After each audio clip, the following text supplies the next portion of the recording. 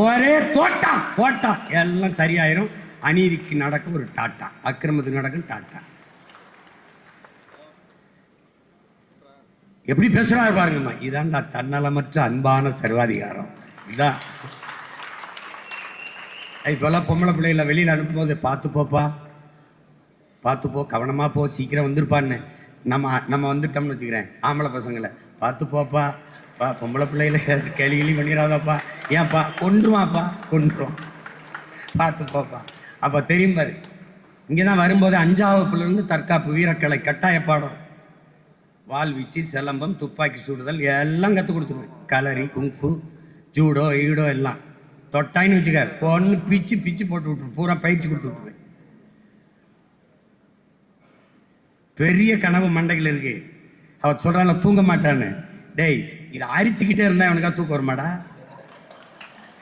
என்னை கேட்குறேன், எப்பப்போ படிப்பேன்? பசிக்கும் போதெல்லாம் சாப்பிட்ற மாதிரி, அரிக்கும் போதெல்லாம், மூளை அரிக்கும் போதெல்லாம் படிப்பேன். அதுக்கு தீனி போடணும். மூளைக்கு பசிக்கும்ல, அப்போ என்ன பண்ணணும்? புத்தகத்தை எடுத்து தள்ள வேண்டியதான், எதையாவது போட்டு படிக்க வேண்டியதான், படிச்சுட்டே இருக்க வேண்டியதான். அதுதான் இங்கே. ஆனால் நீங்கள் எல்லாம் சொல்கிறா தூங்குன்னு, நீங்கள் என்னை தூங்க விடுறீங்களான்னு மட்டும் பாருங்க. அண்ணன் சொல்கிறத கேட்டு வேலை செஞ்சீங்கன்னா நான் நிம்மதியாக தூங்கலாம். அப்படி இல்லையே, எங்கால எப்படி படிப்பிப்பார் தெரியுமில? உறங்காதீர்கள், எழுங்கள், எழுந்து ஓடுங்கள், நாம் அடிமை, விடுதலை வருவர ஓடிக்கொண்டே இருக்க வேண்டும். ஒரு நாள் உறங்கலாம், யாரும் நம்மளை எழுப்ப மாட்டார்கள். எப்போது? மரணத்துக்கு பிறகு. அப்ப என்ன சொல்றாரு? சாகிற வர ஓடி இல்லைன்றாப்ல. அதுதான் இப்ப நாங்க செஞ்சுக்கிட்டு இருக்கோம். கூப்பிட்டா என்னடா தம்பி அப்படின்னா, என்ன கொஞ்சம் வேலையா இருக்குண்ணே, அண்ணே கொஞ்சம் வேலையா இருக்குண்ணே. என்கிட்ட சொல்றது காரணம் என்ன? உனக்கு ஒரு வேலை இல்லாத வெட்டி போய் நீ தான், எங்களுக்கெல்லாம் வேலை இருக்குன்னு சொல்ல வரான். யார் யார் சொன்னதுன்னு தெரியும். கொஞ்சம் வேலையாயிடுச்சு, கொஞ்சம் வேலையாயிடுச்சு அப்படிமா. சரி, நம்ம தான் வேலை இல்லாமல் திறம்போல இருக்கு அப்படி. அதனால நம்ம கனவு என்ன? என் தம்பி கார்த்திக் கூட, இடும்படம் கார்த்திக் கூட சொன்னாங்க, நமக்கு ஒரு கனவு இருக்கு. பயணிக்க பாதை, எரிக்க தடையற்ற மின்சாரம், தூய குடிநீர், நஞ்சில்லாத உணவு. நம்ம காற்றை சுவாசிக்கவில்லை அன்பு பிள்ளைகளே, கந்தக தூசை சுவாசித்துக் கொண்டிருக்கிறோம். சுவாசிக்க நல்ல காற்று, எல்லாம் எல்லாவற்றையும் நம்ம பிள்ளைகள் குடிக்கணும். படிப்பு, அதுக்கேற்ற வேலை. அப்ப என்ன பண்ணோம்? வேற ஒரு நாட்டை உருவாக்கணும். அதனாலதான் நாம என்ன சொல்றோம்? நாங்கள் ஆள் மாற்றம், ஆட்சி மாற்றத்திற்கு வந்த அரசியல்வாதிகள் அல்ல, அடிப்படை மாற்றம், அமைப்பு மாற்றத்திற்கு வந்த லட்சியவாதிகள், புரட்சியவாதிகள். இந்த கட்டடத்திற்கு வெள்ளை அடிக்க வந்த சீர்திருத்தவாதிகள் அல்ல, இந்த கட்டடத்தை இடித்து விட்டு மறு கட்டடம் கட்ட வந்த புரட்சியவாதிகள்.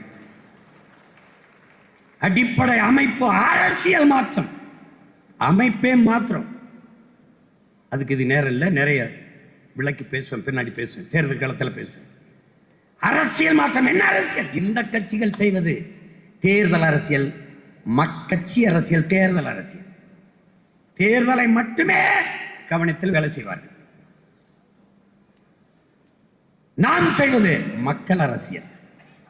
தேர்தல் அரசியல் செய்வோம். என்ன செய்வான்? தெருவிலை கூட்டி வைத்து அவர்கள் ஆட்சியில் செய்வோம் என்று சொன்னார்களே, செய்தார்களா? நாங்கள் பொங்கலுக்கு 5000 கொடுத்தோம், அவர்கள் கொடுத்தார்களா? இது தேர்தல் அரசியல். நாம் மரம், மண்ணின் வரம், வளர்ப்பதே மனித அறம். மழை பூமி தாயின் முளை, அவை இல்லை என்றால் ஏது மண்ணிற்கு மழை, அதை பாதுகாக்க உழை நம் அரசியல். கடல், நம் தாய், நம் தாய், அவள் இல்லாது ஏது மழை, அதை பாதுகாக்க வேண்டும்.